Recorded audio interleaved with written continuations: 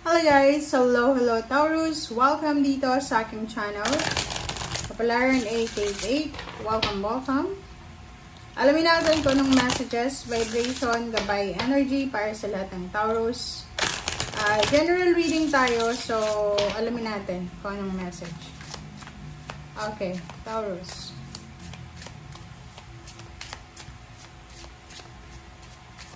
This is for the first half of October 2025, from October 1 to 15, Taurus.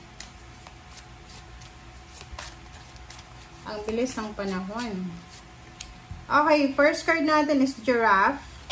The bigger picture. Take a step back and gather your thoughts and feelings, Taurus. Wow. Nakatingin ka ba sa malayo? Okay, the bigger picture. Huwag tayong masyadong mag-expect kasi yun yung problema sa atin. Sa new generation to na masyadong nag-expect kayo. So, yung first card mo dito, less expectations dapat. Sinasabi ng barahan na sa linggong ito, kailangan nating mag-step back muna. Okay? So, halimbawa, mayroon tayong desisyon na gustong gawin. It's either travel, relocation, movement, change of job, change of career, change of business. Ano ba? Makipag-break, makipag-relasyon. Sinasabi ng barahan na take a step back. Okay? Huwag muna tayong magmadali. Okay? Balik ka sa dati mong pangarap. And gather your thoughts and feelings. Yung emotion natin, dapat balanse. And we need to have courage kung tayo ay magdedesisyon. Okay? Kasi parang, alam mo yung giraffe, kung makikita mo sa physical features niya, diba? Forward movement siya diba? Forward movement. Na parang, hindi siya masyadong nag-iisip sa mga decision making niya. Which is, yun yung sinasabi ng baraha sa atin na kailangan nating pag-isipan lahat ng decision making na gagawin natin. Okay, next card natin is Field Mouse, Success. Wow! Oh, 'di ba? After mo makapag-isip, after mo makapag-meditate and contemplate, makapag-reflect, believe in yourself na, 'di ba? Magtiwala ka sa sarili mo and dare to dream big, success. So, sinasabi ng baraha sa atin na walang masama sa pangangarap ng matagumpay na buhay, ng success, ng victory.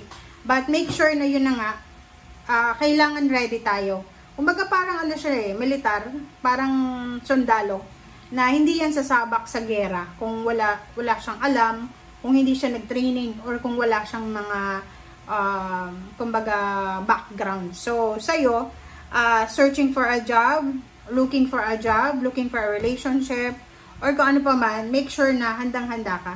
Yung baga, halimbawa, gusto mo punta ng ibang bansa, nag-a-apply ka ng trabaho, kung nasa Pilipinas ka pa lang, make sure na pinag-aaralan natin yung bansang pupuntahan natin. Like yung mga culture nila, yung kung ano yung mga pwede nating malaman doon, kasi kailangan natin ihanda ang ating sarili. Okay?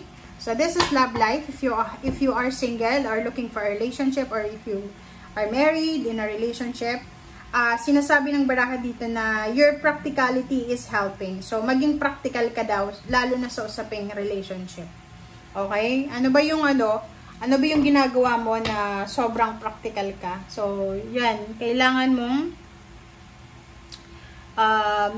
mong maging practical. Okay? Kumbaga, maging practical tayo sa kung ano man na mga gagawin natin. Alright? So, yun. Okay, let's check. This is the third deck tayo.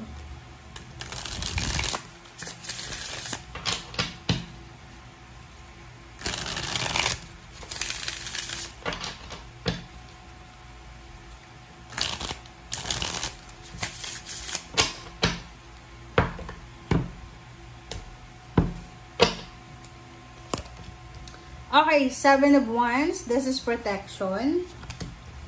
And, wow. So, nakikita ko sa'yo dito na if you are working, Taurus, if you're working, protection mo yung trabaho mo. Kung may business ka, protection mo yung business mo. Kasi sa panahon ngayon, mahirap mawala ng trabaho. Kumbaga, i-take advantage natin yung pagkakaroon natin ng trabaho. I-take advantage natin yung pagkakaroon natin ng balanse sa buhay. Kumbaga, Sa panahon ngayon, ang bilis-bilis ng tao, may stress, ma-depress, magka-anxiety. Kasi, sobrang, kaysa social media, diba? Ang hirap. Kasi, yung mga tao sa ngayon, nahihirapan i-manage, i-control yung emotion. So, sa'yo, kung ano yung meron ka sa ngayon, relationship, trabaho, negosyo, or any source of happiness, source of contentment, protectionan mo siya. Protect your family, protect your marriage, or protect kung ano pa man. Okay? Page of Wands and Knight of Pentacles. Wow! Congratulations sa'yo, Taurus, because there's incoming money. Sinasabi ng baraha sa'yo dito na possible na kung nasa Pilipinas ka, tapos wala kang kaide-ideya, kung ano yung mangyayari sa future mo. Yung future mo sinasabi na there's a financial manifestation na posibleng mangyari sa buhay mo. So, pwede merong promotion, salary increase, makakatagpo ka ng tao na malaki or malakas yung connection. Possible na makapag-travel ka sa ibang bansa. Okay? So, Hangman, so sa ngayon, sinasabi ng baraha na i-surrender muna natin. Just let go, let it flow. Kung ano man tong mga plano mo, hayaan mo lang muna sa ngayon. Kung hindi mo pa nakukuha yung mga plano mo. Alright? So, let's check. Ano ba ang mga additional messages para sa lahat ng Taurus friends natin na nanonood sa ngayon?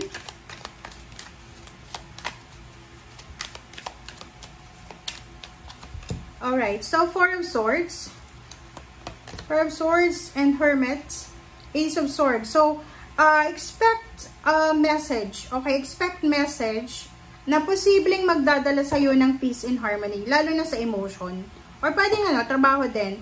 So, if you're looking for a job, looking for someone na pwede mong makasama sa buhay, or looking for prosperity and abundance, or peace and harmony, sinasabi ng baraha sa'yo dito na ihanda mo yung sarili mo kasi possible kang makatanggap ka ng balita, good news from someone na posibleng magdala sa'yo ng contentment. Okay? And nakikita ko sa'yo dito na kailangan mo mag-relax. Huwag kang masyadong nenega, okay? So, sinasabi ng baraha sa'yo dito na isang balita ang posibleng matatanggap mo na siyang magiging rason para matapos na yung mga stressful na iniisip mo gabi-gabi, araw-araw. Kumbaga, ang balitang ito na darating sa'yo, Taurus, ito ay magbibigay sa'yo ng confidence. Magbibigay ito sa'yo ng pag-asa eh. Kumbaga, sinasabi ng baraha dyan na kung ano man ang pinagdadaanan mong hindi maganda, matatapos na yan. Kung ano man yan na pinagdadaanan mong parang feeling mo stagnant, matatapos na yan. Kasi nandito yung death card eh. It's a good news eh. So, congratulations and see you again. Bye!